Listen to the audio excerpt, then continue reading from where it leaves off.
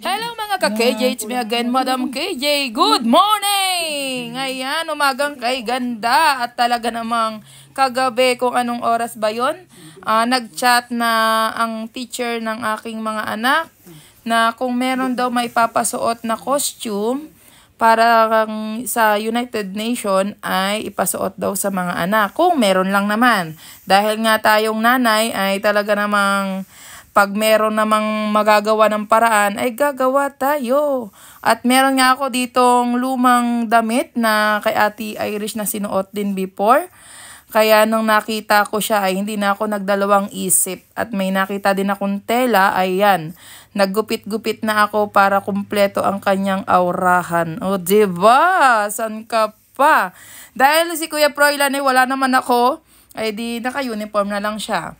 At okay lang naman kahit wala. Pero dahil nga babae itong aking si Miracle, ay kailangan medyo may aura lang yan. Kahit walang makeup yan. Kauntian lang. Mahalaga ay nakapagsuot siya ng kanyang pwedeng isuot. Suot ni ate dati. O, diba? O, ura-uradang ano lang yan. Gupit-gupit, ganito, ganyan. O, meron na agad siyang costume.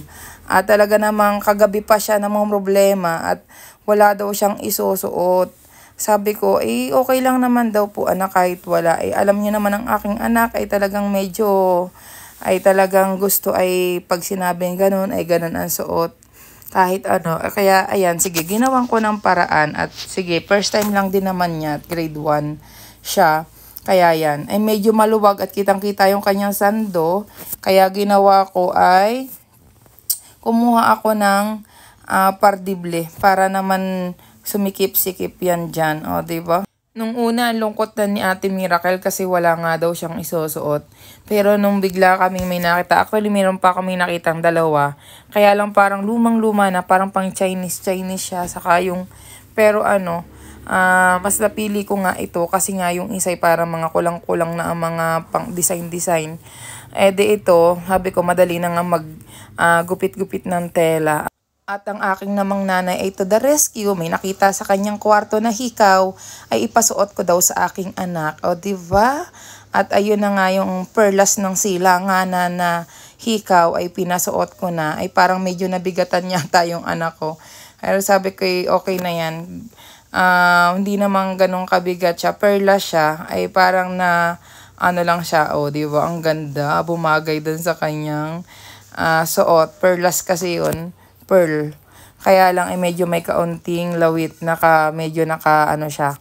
Kaya ayan, o, di ba? Ang ganda ng kanya namang kinalabasan kahit bigla ang costume. Ayan, meron naman na siyang masusuot agad. O, di ba? Ang ganda ng aking anak. At talaga namang napaka saya niya dyan kasi nga meron na daw po siyang susuotin. At dito na nga ay talagang tuwang-tuwa ang kanyang lola. Napakaganda na ng kanyang apo. O, diba? San ka pa? Buti na lang talaga at ako'y maaga-agang gumising at naghalungkat. At ayun na nga ang kinalabasan at magsasandals na lang daw siya. Okay, sige, sabi ko. At doon nga nagpa-picture-picture pa doon at pupunta na siya kay daddy at gawa nga ng aalis na sila, ihahatid na sila, o, diba? At ang kuya niya ay iintayin pa. Ay nako, ayan na ang daddy. Thank you for watching. Please follow our page. Bye!